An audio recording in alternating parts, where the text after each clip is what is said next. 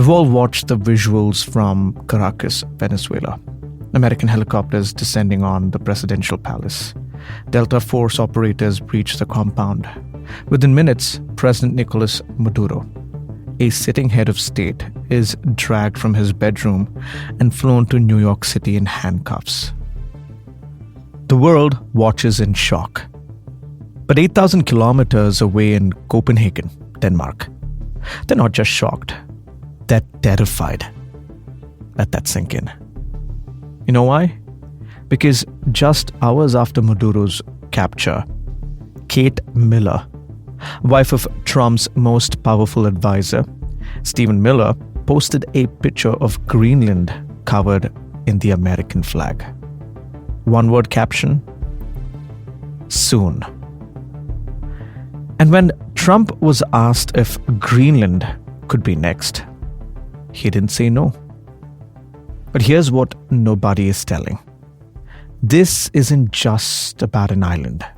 It's about 4.7 billion tons of rare earth minerals. It's about America's northernmost military base. The only thing standing between the US homeland and Russian missiles. And it's about a tiny nation of 56,000 people caught between superpowers. Today, the real reasons behind Trump's Arctic obsession. Why an island most people can't find on a map holds the key to everything from your smartphone to fighter jets. And why India's strategy might be the only one that makes sense in this new world. Let's get into it. You're listening to Nelson John 360. Nelson John 360. Hello and welcome back to Nelson John 360. I'm your host, Nelson John. This is my show where I decode the stories that shape our world. Before we get going, just a quick heads up. This is a long-form conversation. The kind where, I slow things down, go deep, and really let ideas breathe. So if you're driving, walking, or just settling in with a coffee, you're in the right place. Let me tell you, you don't have to rush this episode.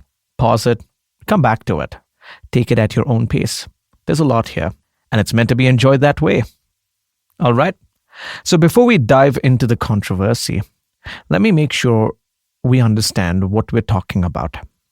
Because Greenland isn't just some random piece of ice. It's one of the most strategically important territories on Earth. Let me talk about, the basics here, the size, the population, and geography, so you get a better understanding. Greenland is the world's largest island, 836,000 square miles. Now, to put that into perspective, it's bigger than 6 Germanys combined. Or take Alaska and California, merge them together, and you've got Greenland. But here's the twist. Only 56,000 people live here. That's less than the population of a mid-sized Indian town. Most of them are concentrated in the capital region, Nuuk, and scattered along the western coast in these gorgeous, colorful houses that look straight out of a fairy tale book. Now, 81% of this island is covered in ice. But that ice is melting. So what happens? As it melts, it reveals something incredible underneath. Now, here's where things get interesting. Greenland is not an independent country. It's an autonomous territory of Denmark, which has been since the 18th century. But, and this is crucial, Greenland has been on a deliberate journey towards independence for decades. They got home rule in 1979. Then came the landmark Self-Government Act in 2009. That 2009 act, well, it's huge. It officially is recognizing the Greenlandic people as an independent people under international law. It gave them full control over their natural resources, and it established a legal pathway for them to become a fully sovereign nation whenever they choose. So, the next question is, Why haven't they done it yet? Money. Here's the uncomfortable truth. Danish subsidies make up 1/3 of Greenland's entire GDP. The Greenlandic government literally cannot pay its own bills without Copenhagen's money. When you look at their 2024 foreign policy strategy, beautifully titled, Nothing About Us Without Us, lays it out clearly. They want independence. All major political parties agree on that. But they also know that they need economic self-sufficiency first. And that is why the minerals under Greenland's ice matters so much. They're not just valuable, they're Greenland's ticket to freedom. But there's a paradox. And remember this, because it's going to come back. To extract those minerals, Greenland needs foreign investment. I'm talking massive foreign investment from countries like the United States. So Greenland faces a choice. Stay dependent on Denmark or potentially trade that dependency for a new one on Washington. That's the sovereignty paradox, keep that in mind. Something started off as a joke. In August 2019, Trump's first term, suddenly out of nowhere, he floats the idea of buying Greenland. The world laughs. Denmark's Prime Minister, Mette Frederiksen, calls the idea absurd. Trump gets so offended that he cancels a state visit to Denmark over Greenland. Most people thought, okay, that's just Trump being Trump. He'll move on. He didn't move on. December 2024, Trump wins the election. Before he even takes charge, he's back on Greenland. And this time, the language is different. Let me quote his post on Truth Social from December 23rd, 2024. For purposes of national security and freedom throughout the world, the United States feels that the ownership and control of Greenland is an absolute necessity. Absolute necessity. Not would be nice, not strategically useful, but absolute necessity. January 2025, he says America will take control one way or another. March 2025, Vice President J.D. Vance actually visits Greenland. While there, he says it's the policy of the United States to see changes in the island's leadership. He's basically telling Greenlanders, vote yourselves out of Denmark. December 2025, last month, Trump appoints Louisiana Governor Jeff Landry, who openly supports annexation as special envoy to Greenland. The State Department, under Rubio's orders, commissioned an analysis of Greenland's untapped resources. They want to know exactly what's there. This, isn't a joke anymore. This is a campaign. Then Venezuela happened. We get to January 3rd, 2026, the day everything changed. When Trump captured Maduro, he proved something that everyone suspected, but nobody wanted to believe. Will he actually do it? Will he use military force to achieve foreign policy goals that previous presidents only talked about? The day after Venezuela, Trump tells The Atlantic, we do need Greenland, absolutely. We need it for defense. A reporter asks, does the Venezuela strike have implications for Greenland? Trump answers, I'll leave that up to others to decide. And then yesterday, that is the 6th of January, the White House made it official. Press Secretary Caroline Leavitt told reporters, the president and his team are discussing a range of options to pursue this important foreign policy goal. And of course, utilizing the U.S. military is always an option at the commander-in-chief's disposal. Let that land. The White House just confirmed that invading a NATO ally is on the table. All right, so Trump says national security, His advisors say critical minerals. Let's break down what this actually means. Rare earth elements, or REEs, they are a group of 17 metallic elements. And despite the name, they're not actually that rare in Earth's crust. The problem is that they are incredibly difficult to mine and process economically. But here's why they matter. These elements have unique magnetic, luminescent, and catalytic properties that make them irreplaceable in modern technology. Let me give you some examples.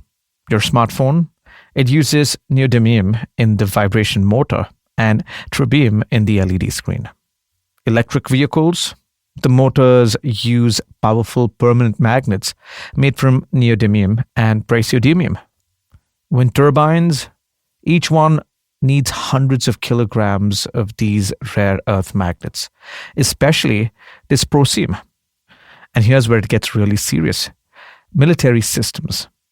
The F-35 jet, cruise missiles, drones, submarines, satellite systems, all of them depend on rare earth components. Without rare earths, modern military technology doesn't work, period. Now here's the problem. China controls approximately 85% of global rare earth production and refining. 85%. That's by no means an accident. China spent decades building this dominance while Western countries were happy to outsource the dirty, polluting work of mining and processing. Now, they have what analysts call the ability to intervene in the market at all levels, from mining to processing to finished products. We saw this weaponized just this week. China banned rare earth exports to Japan after the Japanese Prime Minister made comments about Taiwan. Just one comment, and suddenly Japan can't get the minerals it needs for its car industry. In April 2025, China imposed export controls on 7 rare earth elements to all countries. Car makers in America and Europe had to shut down factories. Prices in Europe went up to 6 times the Chinese domestic price. Now, this is what is called economic warfare. And right now, China is winning. So this is where Greenland comes in. According to the European Commission's Joint Research Center, Greenland contains 18% of global reserves for key rare earths like neodymium, praseodymium, dysprosium, and terbium. So now that's 18% in one island under ice that's now melting due to climate change. If the West can deploy these resources, it breaks China's monopoly.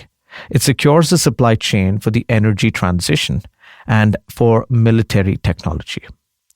And the most promising project, it has a name. The Tanbreez Project, Greenland's crown jewel. This project is located in the southern Greenland town of Qaqortoq. I hope I'm pronouncing that right. It might be the single most valuable mineral deposit in the Western world. The numbers, well, they're staggering. An estimated 4.7 billion tons of rare earth-bearing material.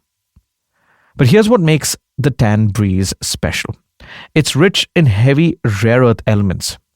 The HREEs that we mentioned earlier, these are the really valuable ones, the ones most needed for high-performance magnets. They make up 27% of the deposit. Most deposits are dominated by more common light rare earths. And this crucial Tanbreez has extremely low levels of uranium and thorium. So why does that matter?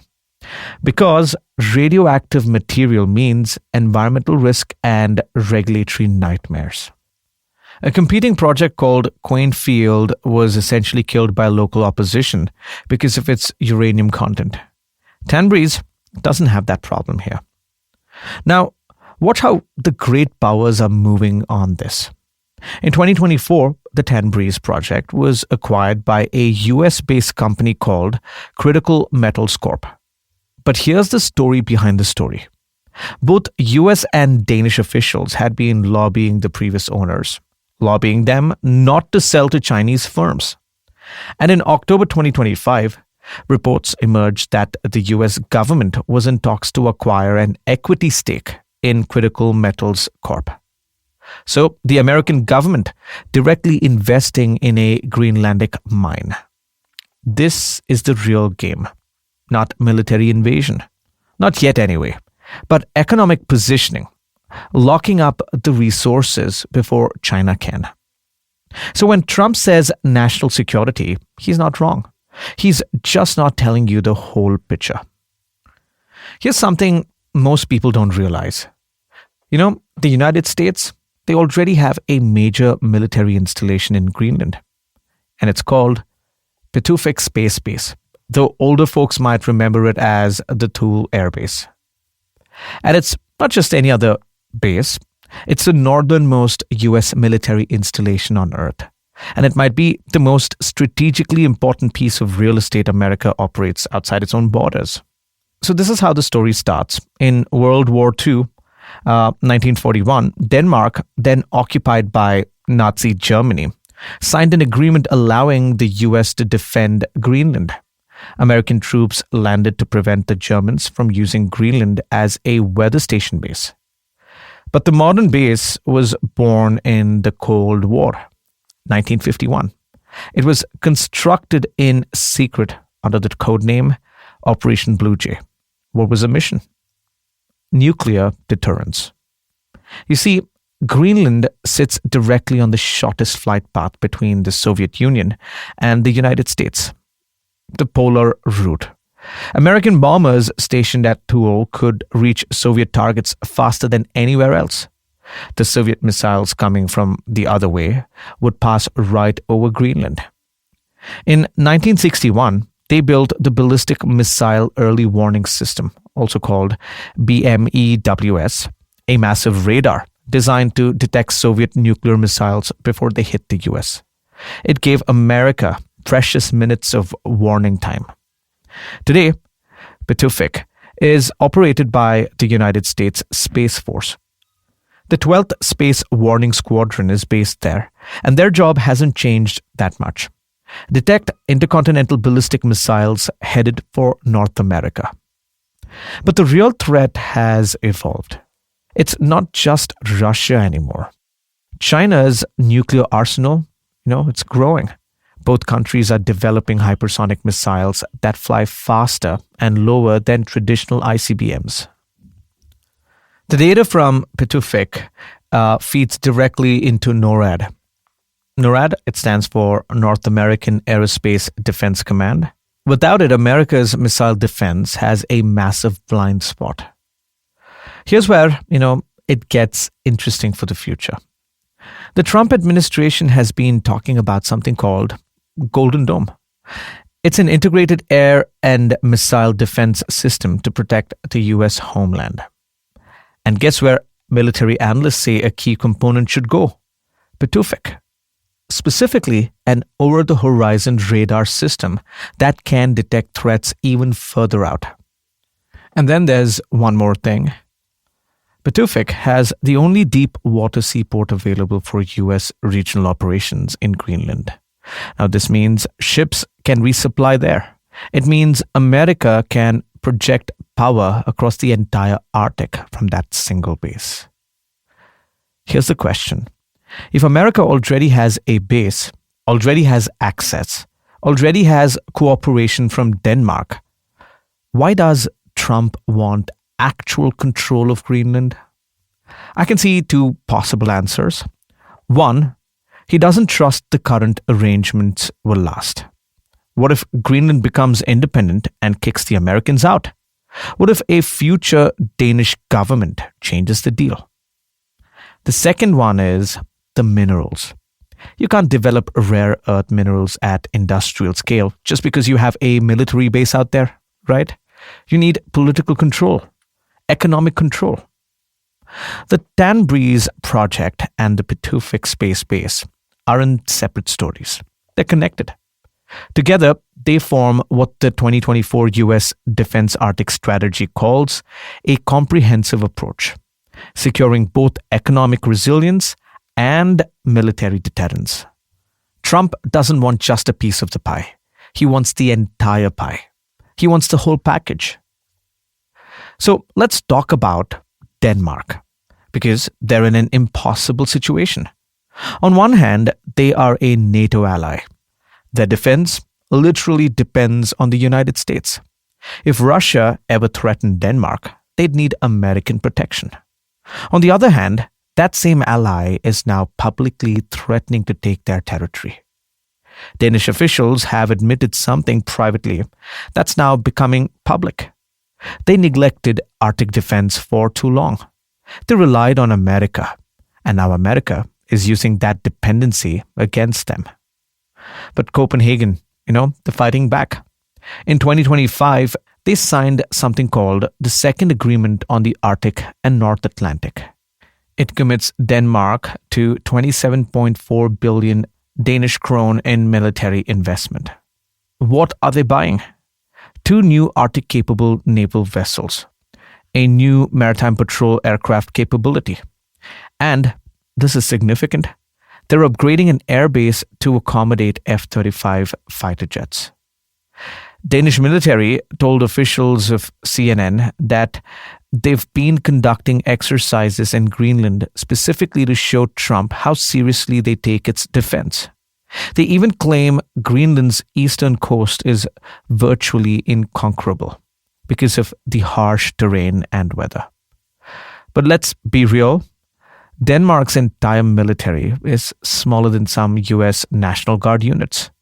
If America decides to move, Denmark can't stop them alone. Now, this brings us to the nuclear question. What happens to NATO if America attacks a NATO member? NATO is built on Article 5. An attack on one is an attack on all. It's only been invoked once after 9/11. European soldiers went to Afghanistan because of Article 5. But the treaty never anticipated that the attacker would be a member, let alone the founder and leader of the alliance. Senator Chris Murphy was asked this directly yesterday, and his answer was, NATO countries would of course have to defend Greenland against the US if necessary. That's what Article 5 says. However, Article 5 did not anticipate that the invading country would be a member of NATO. Then he added something chilling. We're laughing, but this is not actually something to laugh about now, because I think he's increasingly serious. Yesterday, January 6th, 7 European leaders, France, Germany, UK, Italy, Spain, Poland, and Denmark, they issued a joint statement. Greenland belongs to its people. It is for Denmark and Greenland, and them only, to decide on matters concerning Denmark and Greenland. And these are universal principles, and we will not stop defending them. 7 European leaders publicly rebuking the President of the United States at the same meeting where they're trying to coordinate security guarantees for Ukraine against Russia. The irony is brutal. They're begging America to help protect Ukraine from territorial aggression while America is threatening territorial aggression against Denmark. This is what analysts at Chatham House meant when they wrote that the Venezuela strike may be the moment when Western Europe realizes that the US has abandoned the core values that unite them for the past century. Now, here is a bigger context. The Arctic, it's transforming from a frozen wasteland into a strategic battleground. Climate change is melting the ice. Now, that opens new shipping routes. The Northern Sea route along Russia, the Northwest Passage through Canada. A ship going from Shanghai, say, to Rotterdam via the Arctic saves almost 5,000 kilometers compared to that of the Suez Canal. As the ice melts, it reveals resources underneath: oil, gas, minerals, fish stocks that are moving north as waters warm. The 2024 U.S. Defense Arctic Strategy says it clearly. The Arctic is becoming a venue for strategic competition. Finland and Sweden joining NATO changed the equation. Russia's war in Ukraine intensified everything. The U.S. Defense Department, they identified Russia as the primary threat in the Arctic. Russia has been militarizing the region aggressively. Nuclear submarine patrols, new bases. They've been jamming GPS signals in Nordic countries, disrupting civil aviation, fishing boats, everything. And here's the scary part. The Arctic, provides Russia with a direct avenue of approach to the U.S. homeland. Russian submarines can launch missiles from under the ice. Russian bombers can fly over the pole. The shortest path from Moscow to Washington is right over Greenland. And that's why Pituffik matters. It's watching. Now, let's talk about China. China is a different kind of problem. The Pentagon calls them a pervasive threat. China isn't an Arctic state. Their nearest territory is thousands of kilometers from the Arctic Circle. But they've declared themselves as a near-Arctic state, and they're pushing in. Chinese research vessels in Arctic waters, which the Western intelligence suspects are gathering military data. Investment attempts in Greenland that were blocked. Icebreaker ships. And now, Russia and China are collaborating in the Arctic. Joint naval exercises, intelligence sharing. The US calls this a threat multiplier. So you have a situation where America's two main rivals are cooperating in a region that America is increasingly worried about. And the key strategic position in that region is Greenland, which is controlled by a small European country with a tiny military. From Washington's perspective, that's a vulnerability which they want to close. All right, so you might be thinking, Nelson, this is fascinating, but I'm in Bangalore or Mumbai or Delhi. Why should I care about submarines under Arctic ice, towns and air bases in Greenlands with names that I can't pronounce? Here is why. The Greenland crisis proves India's foreign policy strategy. What diplomats call multi-alignment isn't just clever. It might be the only strategy that works in this fractured new world. Think about what's happening. America is threatening its own allies. Europe is trying to build military capacity independent of the US. China is weaponizing rare earths. Russia is isolated but still dangerous. In this chaos, which majority country has maintained working relationships with all of these powers? India. We buy oil from Russia, even after sanctions. We trade with China, even while competing with them on the border. We have defense partnerships with the US, and we're founding members of BRICS. We just signed FTAs with the UAE and are negotiating with the UK and EU. Last year, India overtook Japan to become the fourth largest economy in the world.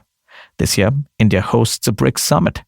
Two other major summits are happening in 2026, APEC in China, G20 in the US. Three superpowers hosting global summits in 1 year: China, America, and India. That's the new world order. And only one of them is trusted by everyone. So now, let's talk about those rare earths directly. India is fast-tracking its national critical mineral mission. We have our own deposits, not as big as Greenland's, but it is still significant. As the world diversifies away from China's dependency, India becomes a critical alternative. We just became one of only 2 countries in the world, alongside the UK, to have a national primary standard facility for solar cell calibration. When China blocks rare earth exports, Western companies need alternatives. India can be that alternative. Not for everything, but for enough to matter. The Defense Ministry just signed a 293 crore deal for the Suryastra rocket system, Our defense exports to Europe are growing as they look for partners beyond unreliable supply chains. But we have to be smart about how we navigate this. Look at how India responded to the Venezuela strike. The Ministry of External Affairs called it a matter of deep concern. That's it. No condemnation, no mention of US by name. Compare to that of Brazil calling it a flagrant violation of international law. Or, say, China. It was deeply shocked. India is walking a tightrope. We believe in sovereignty. It's a founding principle of our foreign policy. But we also need to understand the US partnership for technology, defense, and as a counterweight to China. This is the new diplomacy, not choosing sides, managing relationships, staying relevant to everyone while being dependent on no one. When America alienates Europe, India benefits. When China weaponizes resources, India becomes an alternative. When global trust breaks down, India's reputation for reliability becomes a strategic asset. The Greenland crisis, isn't just about an Arctic island. It's proof that the old alliance system is cracking, and India positions itself for exactly this world. So before I wrap things up, I want to come back to something I mentioned at the beginning, the sovereignty paradox. Greenland wants independence. They want to stop depending on Danish subsidies.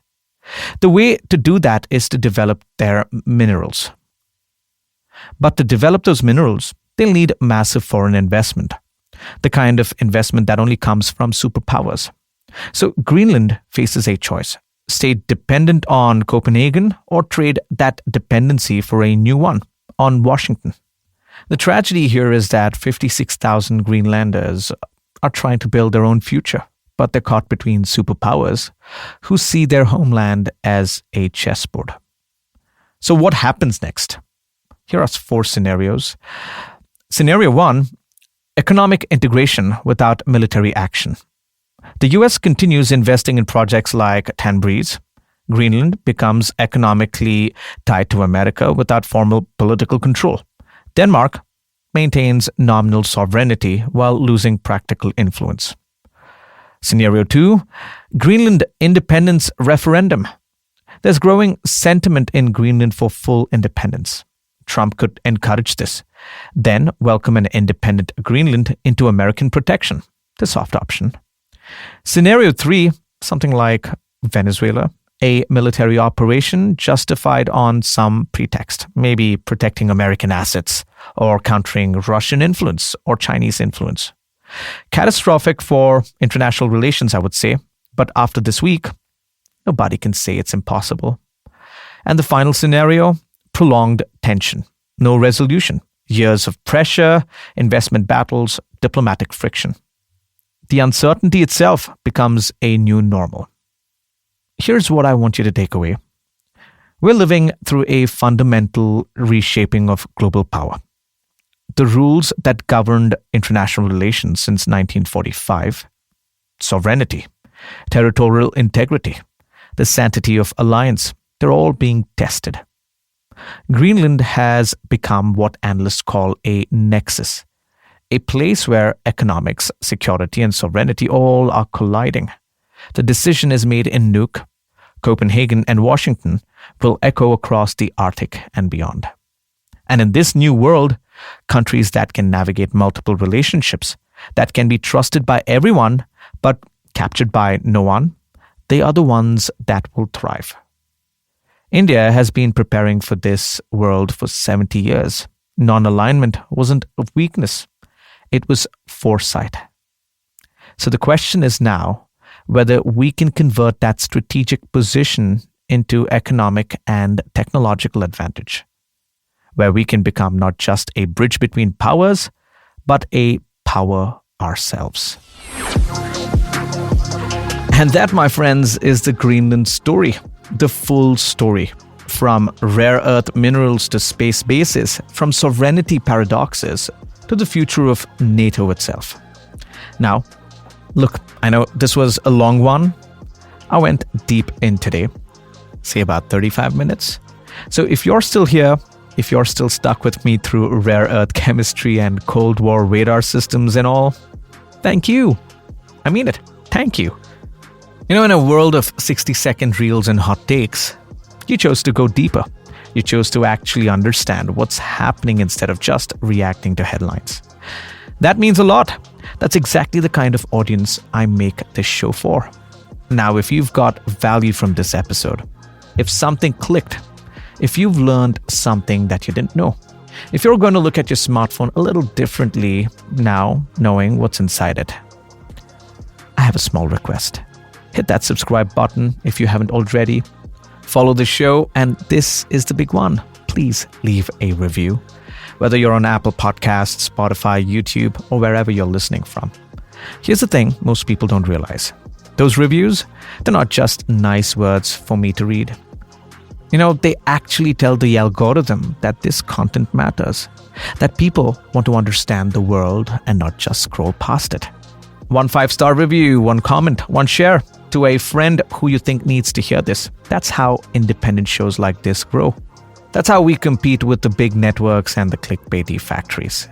So if Nelson John 360 has earned a spot in your rotation, please help me reach more people like you. People who want the full picture, not just a fragment. All right, that's my ask. Now go get some chai, coffee, stretch your legs. You've earned this after this marathon. I'm Nelson John. This has been the Nelson John 360 podcast. Stay curious, stay informed, and I'll see you in the next one.